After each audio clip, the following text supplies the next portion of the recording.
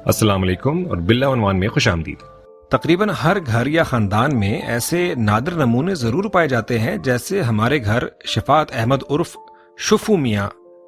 شفو چچا کو بچپن ہی سے پھڈے کرنے اور پرائے پھڈوں میں ٹانگ اڑانے کا بہت شوق ہے۔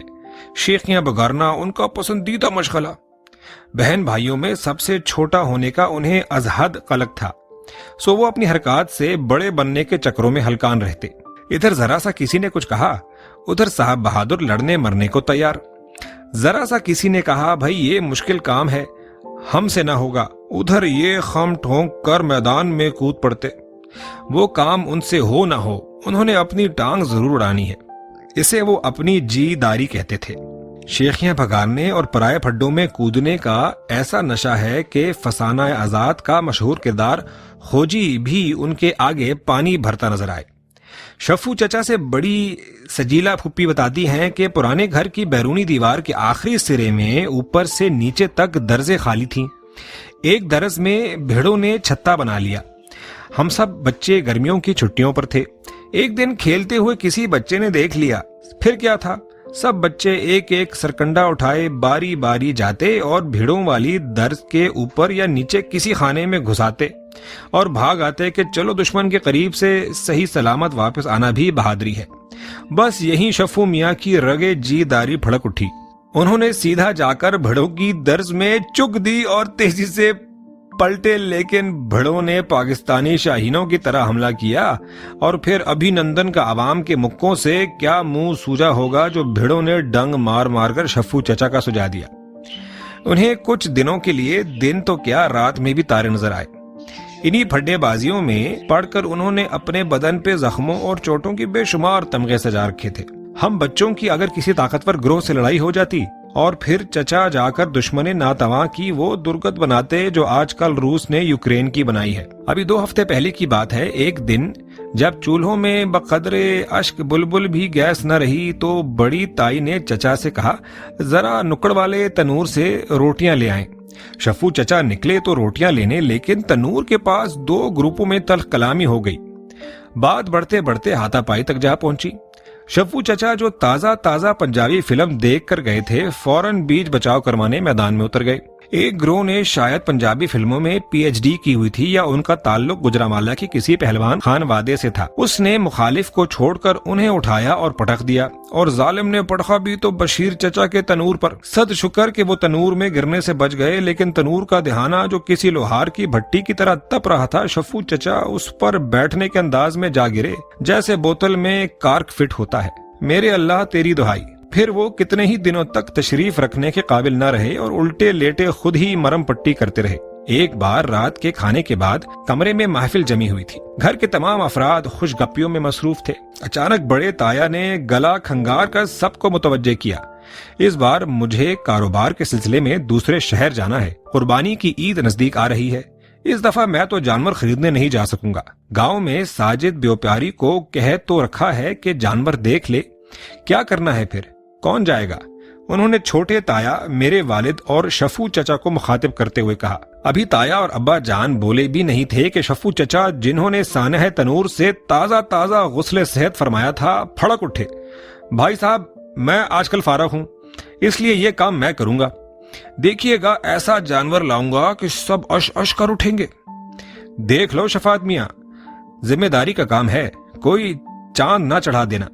بھائی صاحب آپ فکر ہی نہ کریں، بس سکون سے جائیں، واپس آئیں گے تو خوش ہو جائیں گے۔ شفو چچا عید سے 2 دن پہلے بن ٹھن کر سوئے گاؤں روانہ ہوئے۔ انہوں نے شہر سے ہی ڈالا، یعنی جس میں جانور سوار کروا کر لانا تھا، ساتھ لے لیا۔ اب وقت کم تھا تو لوگ پہلے ہی اعلیٰ جانور لے کر شہروں کی منڈیوں کی طرف نکل گئے تھے۔ ساجد بیوپیاری نے پورا گاؤں گھمایا، بلکہ ساتھ کے کئی اور ڈھوک بھی گھومے، لیکن چچا کو کوئی جانور پسند نہ آیا۔ آخر کار انہیں ایک جگہ اونچی لمبی چوڑی موٹی تازی خوبصورت وہڑی یعنی جوان گائے بھا گئی۔ مالکوں نے بتایا کہ یہ بڑی اتھری ہے، شہری لوگ تو چھنے بچڑے سے ڈر جائیں گے، یہ سنبھالنا مشکل ہوگی۔ دوسرا، ہمارا اسے بیچنے کا کوئی ارادہ بھی نہیں، लेकिन शफू चचा दहलीज पकड़कर बैठ गए कि डोली लेकर जानी है। शफू चचा का इसरार और साजिद व्यापारी की मन्नत समाजत से वो मुंह मांगी कीमत पर उसको बेचने पर तैयार हो गए। साजिद व्यापारी ने मालकान में से एक लड़के को साथ जाने पे आमादा कर लिया और इसका मुआवजा भी दिया। उनका लड़का अजमल भी साथ बैठ गया। खैर, जैसे ही कॉलोनी के सर पर पहुंचे, आगे गली में एक गाड़ी खड़ी थी और दूसरी गाड़ी के लिए रास्ता तंग था। अब या तो उस गाड़ी के निकलने का इंतजार किया जाता या दूसरा रास्ता जो जरा लंबा था उधर से घर तक पहुंचते। शफू चचा ने सोचा अजमल साथ है और घर भी नजदीक है, पैदल ही चलते हैं। जैसे ही गुलाबो अथरी को उतारा गया, कहाँ खुली आबो हवा के पली बड़ी, यहाँ चूहे दान में आम फंसी। उसने फिर जोर लगाया और एक तरफ दौड़ लगा दी। दूसरी नुक्कड़ पे एक मकान के खुले दरवाजे से अंदर घुसी। माचिस की डिबिया जैसा मकान देखकर मजीद दीवानी हो गई। गेट के पास रखे गमले तोड़ती सामने बावर्ची खाने के दरवाजे को जोरदार टक्कर मारकर खड़ी हो गई, क्योंकि अब ना आगे जाए ना पीछे मुड़ने वाला हिसाब था।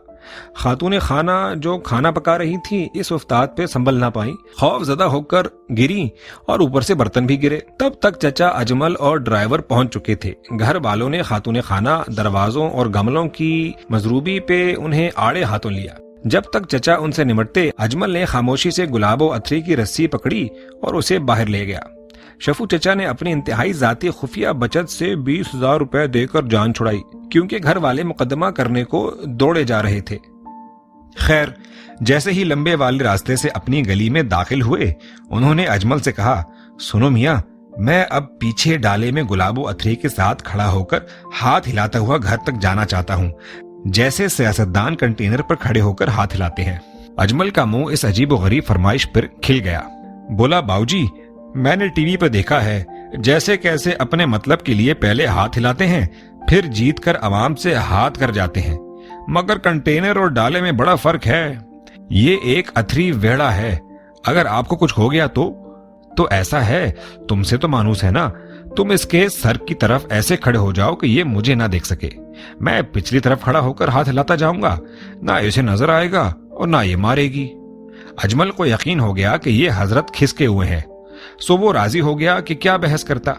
वो गुलाबों की गर्दन और उसके सर को सहलाना शुरू हो गया और पिछली तरफ शफ्फू चचा ने एक तरफ खड़े होकर दोनों हाथ बुलंद कर लिए। चूंकि शाम का वक्त था, मर्द हजरात और बच्चे बाहर गली में अपनी अपनी दिलचस्पियों में मशगूल थे। इक्का दुक्का खवातीन बालकोनियों में बैठकर मौसम का मजा ले रही थीं। सब शफ्फू चचा की तरफ मुतवज्जे हो गए। हम भी सब बाहर निकल आए कि एक अनहोनी हो गई।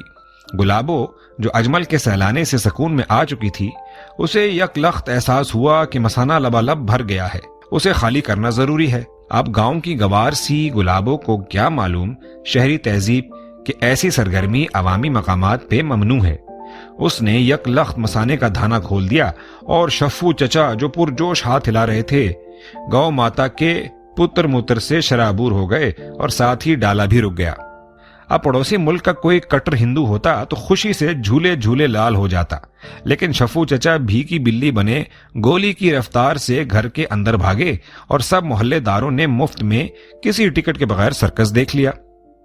ईद के दिन बाले कसाई ने हमारा खानदानी कसाई होने के नाते सबसे पहले हमें वक्त दिया। अब गुलाबो अथरी को गिराने का वक्त बल्कि मुश्किल मरहला दरपेश था। सब मिलकर गुलाबों के साथ कबड्डी कबड्डी खेल रहे थे कि शफ्फू चचा की रगे जीदारी फड़क उठी। उन्होंने ना आओ देखा ना ताओ, फौरन ही स्पेन की बुल फाइटिंग वाले मोड में आ गए।